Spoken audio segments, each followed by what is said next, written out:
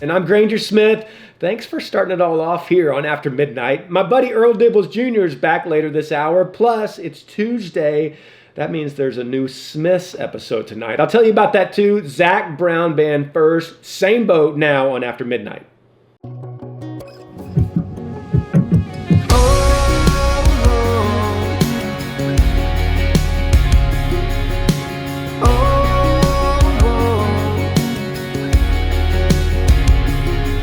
When the little things mean everything, that's when you got everything you need. If you're anything like me.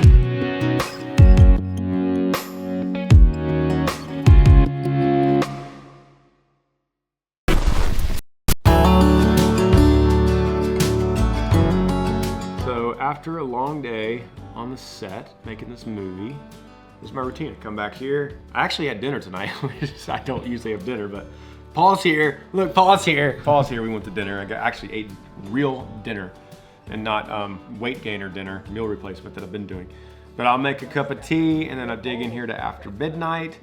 And After Midnight is every single night. No breaks, no vacations, 365 days a year. It goes to 200 radio stations, 1 million listeners a night.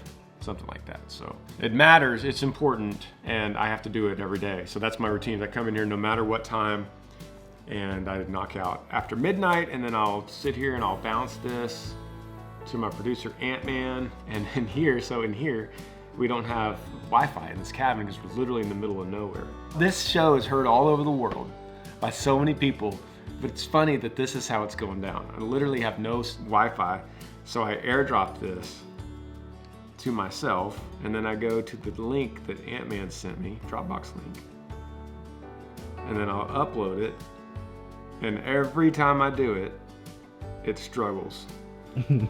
because there's just, I'm literally in the middle of nowhere. So I'll browse, I'll click that, add files.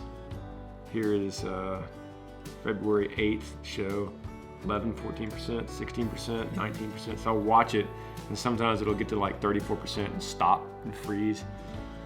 And then I'll go brush my teeth and refresh it, and then it's stuck again. Like literally it's stuck at 34, that's how I predicted it. So then I'll sit here, I want to make sure this show gets up. And then once this show is up, my routine is I will go and refresh my email and see if I got an email from the movie producers, and I didn't. So I get my call sheet every night, and it usually comes in between 11:30 and midnight every night. It is currently 9:30. It's actually an early night, so I've got about 2 more hours before that's gonna come. This is at 80%, that's good. I wait for this. Once I get the producer's email, it's my call sheet. It's gonna tell me what time I need to be at the movie tomorrow. And that could be anything from 7 a.m. to 1 p.m. We're at the end of the movie now, so it's gonna be earlier because all the scenes are more condensed. So I'm in a lot more scenes now because we're trying to knock them all out. So then I get this, that's a good thing. Got it. Yay, there's a little man dancing. I don't know why he's wearing that. So now it's the waiting game. So I wait for these producers to email me, and when they need me tomorrow to start getting into wardrobe. And it also will include where we're going, what scenes we're doing, which is critical because I have all the scenes here on this iPad. So when I get my scenes, I'm gonna come in here and pull up file, and this is my script. So I'll come here on the script and I'll go, okay, we're gonna do tomorrow, we're gonna do, just making it up, we're gonna do scene 34, 35, 36, and then we're gonna do 98 and 97, and then we're gonna do 115 and 110. So then I'll go through, I'm like, what's 110? So I'll go through and by now I've memorized the entire script, top to bottom. So I'll know if I'm doing scene 110, oh yeah, I know my lines, and I know the other actors that I'm with doing it. So all the things that I haven't done yet in the movie, I have highlighted in yellow. So I'll go through, and every night I'll delete the highlighted ones just to give me a better idea of what we're doing.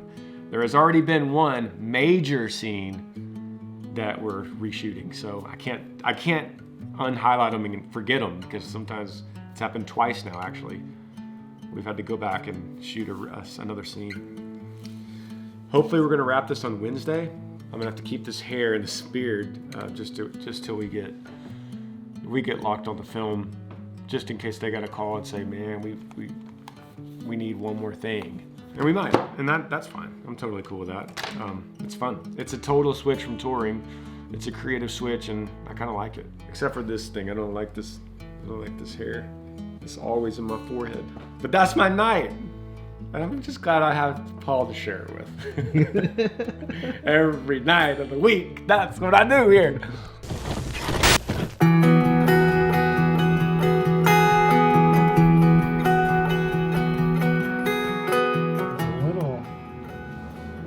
A little bittersweet. It's like 3 days left of filming, and we're in week 4. And honestly, those 4 weeks have flown by. When I first started at day 1, I remember being so nervous and trying to remember my lines and trying to dig into this character and identify with him, and thinking there's like 130 scenes in this movie, and today we did 2. Like, this is never gonna end, and I'm never gonna not be nervous, and I'm never gonna stop memorizing lines. And then blink of an eye, 4 weeks in, 3 days left of filming. By now I know the whole script by heart. It's funny how that happens. Ready for a full day today. Oh yeah. A big old full day. You're gonna need those. It's gonna be a track meet today. Yeah, right? Running around. Right. Yeah, we got sun up to sundown. A lot of heavy shots. Did you say it's your first time eating breakfast? Yeah, I always see it. I eat it, sometimes I eat it for lunch, but this is my first time to actually eat it. 'Cause I'm always too nervous to eat. Still, I'm kind of too nervous to eat. So they're hanging here, Paul, if you want to set up your... I'm gonna go with you to get that. Okay, cool. Right. I'll go to wardrobe. Thank you. You're welcome. Yeah. This is me today. That's a day 1 outfit. Whoa. Yeah. Muchas gracias. Well, good review. So let's do dirt again today. Yes. Carolina said she was watching on camera and she was like, your face was messed up and it was awesome. But yeah, we know how to do that now. We are doing a trim though. All right, so I have to get haircuts at least twice a week to keep my hair at the exact same length over the course of the movie, because we're shooting out of order. So today we're actually shooting day 2 of the movie.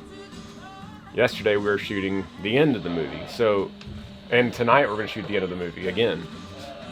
So because we're switching around, we have to constantly look at pictures and keep the hair at the exact same length, and my hair grows fast, and my beard too, so we have to keep the beard looking the same. Not my job though. So this is a scene where my daughter, I'm refusing Christmas this year, and so my daughter goes out and cuts a cedar tree down in the woods and drags it back with her horse, and I see her for the first time dragging this tree. The funny thing is, she also cut her hair by herself and butchered it in the bathroom.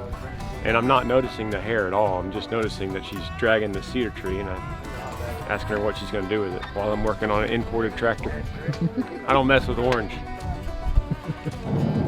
My mind is full of the script, full of this character. I love this character. I know I've said that enough, but I just relate to him. He's a man of few words. Which is good. A lot of my acting in this movie is through my eyes and my body language. And I can answer people in this movie just with my eyes, or with a look, or with a no response. Like, so many people in this movie, the other actors, so many times their lines are telling me, what are you thinking? And I don't answer. But I get that. I get this guy. I kind of am that guy. The one thing that I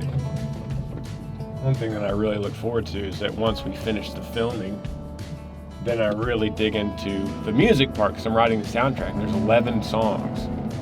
Plus, I'm going to work with John Coda, who's going to be doing the score he's the composer for the score of the theatrical soundtrack. So I'll be working with him and working these new songs that I've been writing and tweaking while on set for this character.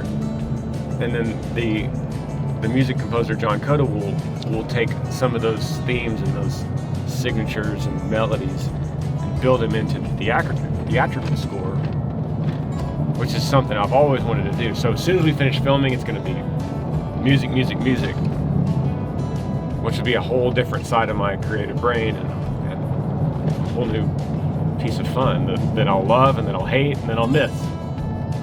And at the end of the day, you know, a year from now, whenever, we'll have the movie out and all the music out, and then it'll live forever as a piece. Like all my music is like a little diary of my life. So when I go back and listen to any of my old music, I remember where I was at that time of recording and writing and singing, and it's a little snapshot of my life at the time. That's what this will be.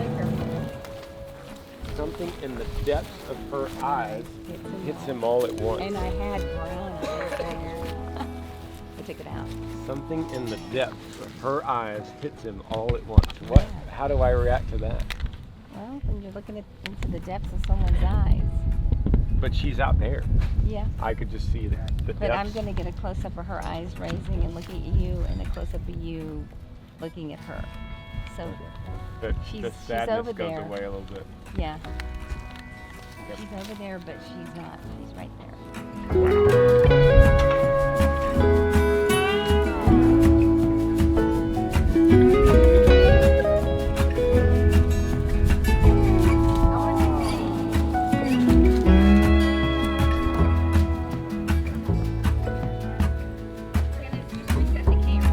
The dialogue was great. But we're gonna get all mucked up, Okay. and then by the time we lay down, we'll be changed. Okay. Unless you want to do after the lay down. I think I'm just switching shirt, different jackets, the same jacket. Stirrups good, they go down. That'd be good. You're going to be looking just on the right side of the lens, okay? We ready? Ready. I'm directing Granger. Dad, you okay? Let's reset. So what's going to happen is we're going to actually use the real baby shower. Sean, can they? She's going to cover it. You're going to put your coat over her, and you're just going to say your lines about Eric, and he's the best calfer. And then you're going to pick the cow up out of frame. That's all. Not going to put it on your horse. Pick the calf No, up out of frame. and walk out of frame. Yeah, just pick it up out of frame. We'll be down on it. Okay. It's tough when Heifer's calf in the winter.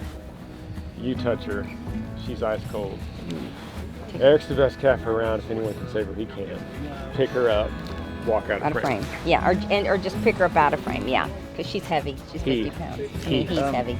He is heavy. You want this calf laying down on the ground? Yes, we don't have to Because- right now, but okay. eventually we'll. Okay.